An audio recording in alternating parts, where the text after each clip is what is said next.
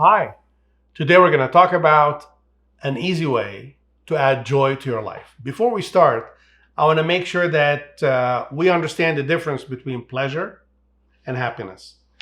Normally, pleasure is short lived, happiness is long standing. It can actually last you a lifetime. Pleasure is addictive. You want to do more and more and more of it. Happiness, it's non habit forming, it's not addictive. You can do it more often than as often as you want, in fact, but it's not addictive. And normally, happiness doesn't really cost you much. And we'll talk about some examples of this in a moment, as opposed to pleasure, which normally does cost you money.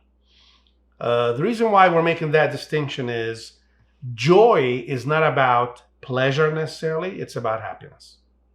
And I'm going to give you a little trick that we have used with our patients successfully to add more joy, more happiness to their lives. As people go through life, they get older and they accumulate problems and situations and sources of stress in their lives at work, family, professionally, and so forth. And sometimes these things get out of hand and life becomes really stressful. And the way to address that is to seek pleasure, to seek pleasure. So we buy things like dense foods and fried foods and comfort foods in general, and we eat more of this at the expense of our health.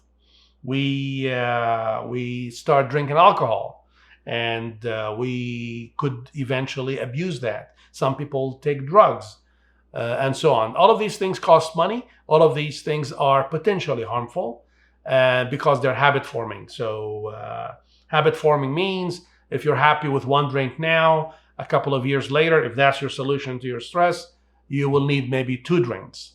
And eventually you may need a whole bottle, and so on and so forth. There's no end to this. The chemical in the brain that is most involved with pleasure is dopamine.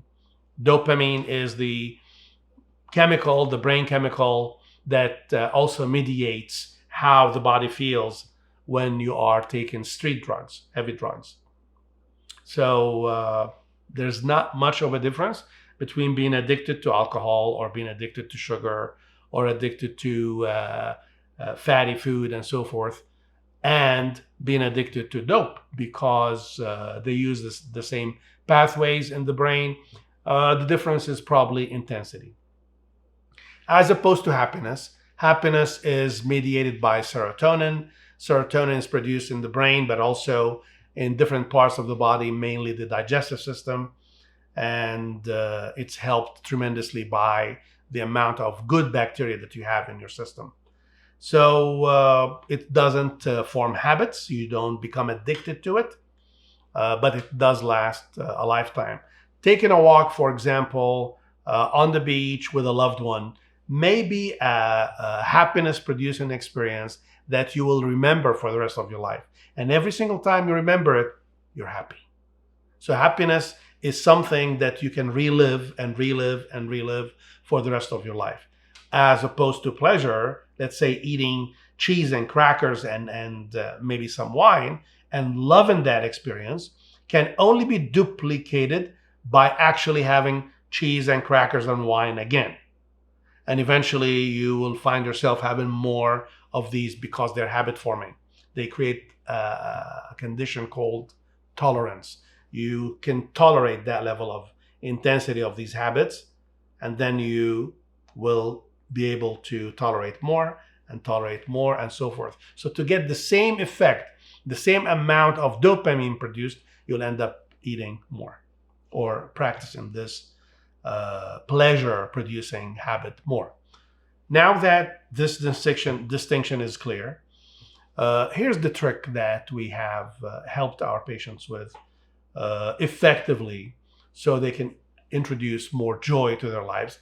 Because we have noticed that the more joy, the more happiness you introduce to your life, the less dependence on pleasure, the things that may be harmful to your body, you become. And here's the trick: schedule it. Let's say you love to read. Schedule that. Put that on your 7-day schedule. Every Sunday between 2 and 4, I read.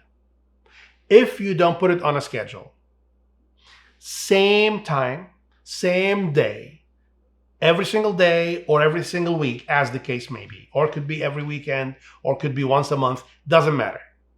If it doesn't make it onto your schedule, especially the 7-day structure, the 7-day schedule that you have, it will not happen. It's very unlikely to happen, I should say. And also, if it does happen, it's not going to happen consistently, which is key to creating the kind of benefit that we're shooting for, which is more happiness, reduces your dependence on pleasure. Okay? So if you like to read, if you like to watch a movie, watch movies every single week from home or at the theater, same time, same day, same time, same day. If you love love the arts, you want to go to museums or anything of that nature. If you love to have coffee with a loved one, whatever it is that you love to do that gives you this sense of happiness, which in most cases doesn't cost much, is something that you need to practice on a schedule. And it has to happen because it's on that schedule. So anything that you have on the schedule that may disrupt your ability to practice that happiness-producing event or occurrence in your week needs to be addressed so that you can actually do it. Okay? Enjoy. Hi, this is Dr. Matar again. If you like the video, please give it a like and subscribe so you can get the future videos. If you're new to the channel, what I do here is I discuss cases of my most successful patients who struggled with diet and exercise, yet were able to achieve at the end of their programs a well, fit, and slim life.